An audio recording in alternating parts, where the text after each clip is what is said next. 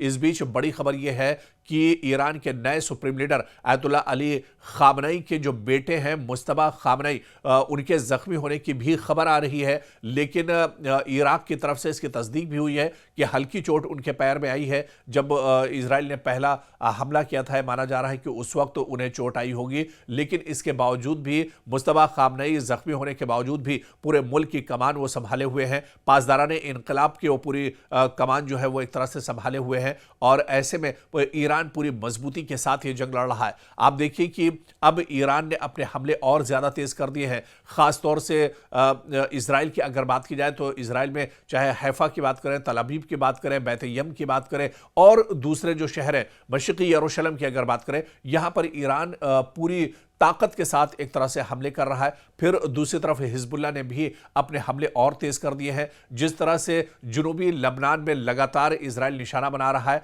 तो अब हिजबुल्लाह की तरफ से भी लगातार जवाब एक तरह से दिया जा रहा है, और हिजबुल्लाह भी पूरी मजबूती के साथ ये हमले इजराइल पर कर रहा है।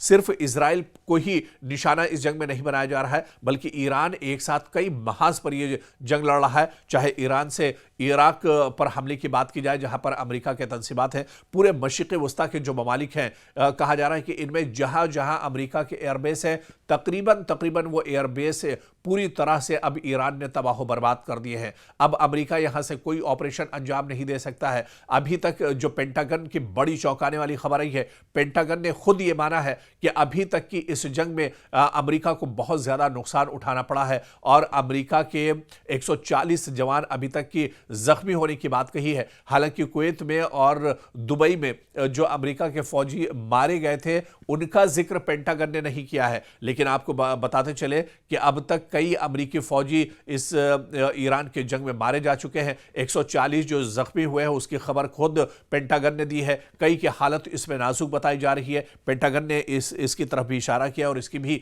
जानकारी दी है। यानी बड़े पैमाने पर इस जंग में अभी तक अमेरिका और इजराइल को जानी और माली नुकसान का सामना करना पड़ रहा है, और दूसरी तरफ ईरान पूरी मजबूती के साथ इस जंग में कहीं ना कहीं खड़ा हुआ है और लगातार दुश्मन को जवाब दे रहा है। इस बीच ईरान के सदर मसूद पज़ेश्कियान का बड़ा बयान आया है। उन्होंने कहा है कि यह जंग रुक सकती है, उसके लिए उन्होंने सहरुकनी फार्मूला भी एक तरह से रखा है। उन्होंने कहा है कि जो ईरान ने फार्मूला रखा है, अगर इस पर दुश्मन ममालिक यानी अमेरिका और इजराइल एक तरह से तैयार हो जाते हैं, राजी हो जाते हैं इस फार्मूले पर, तो यह जंग एक तरह से रुक सकती है। नहीं तो ईरान इस बार पूरी मजबूती के साथ उतरा है, ईरान पूरे अज़्म के साथ उतरा है। इस बार अमेरिका और इजराइल को ऐसा सबक सिखाएंगे कि आने वाली नस्लें भी इनकी एक तरह से कभी ईरान के साथ जंग के बारे में सोचेंगे नहीं, क्योंकि ईरान इस बार पूरी मजबूती के साथ, पूरी हिम्मत के साथ और पूरे जज्बे के साथ ये जंग लड़ रहा है। क्योंकि ईरान के सामने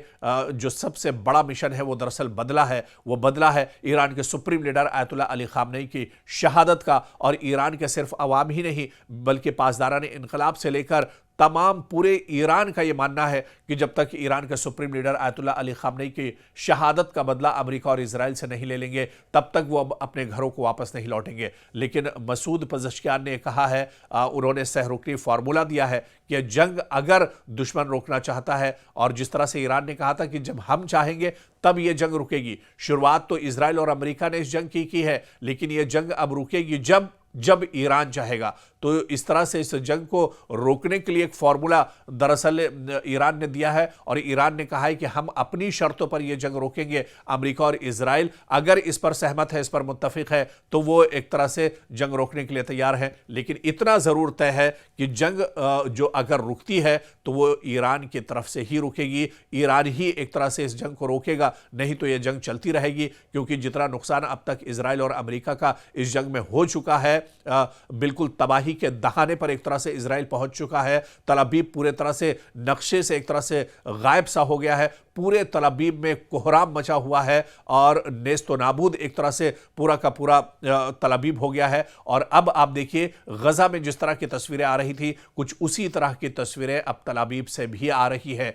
तो बिन्यामिन नेतन्याहू दरअसल बहुत डरे हुए हैं। डोनाल्ड ट्रंप के सामने बहुत बड़ा चैलेंज, बहुत बड़ी परेशानी है कि वो कदम पीछे कैसे हटाए। और इस बीच ईरान ने जिस तरह से अपनी शर्तें रखी हैं, ऐसे में इजराइल और अमेरिका पर दबाव बहुत बढ़ जाएगा। लेकिन माहिरीन का यह मानना है कि हो सकता है कि ईरान की इस बार शर्तें अमेरिका और इजराइल मान ले, क्योंकि अब तक की जंग में इजराइल और अमेरिका को बहुत ज्यादा नुकसान हो चुका है।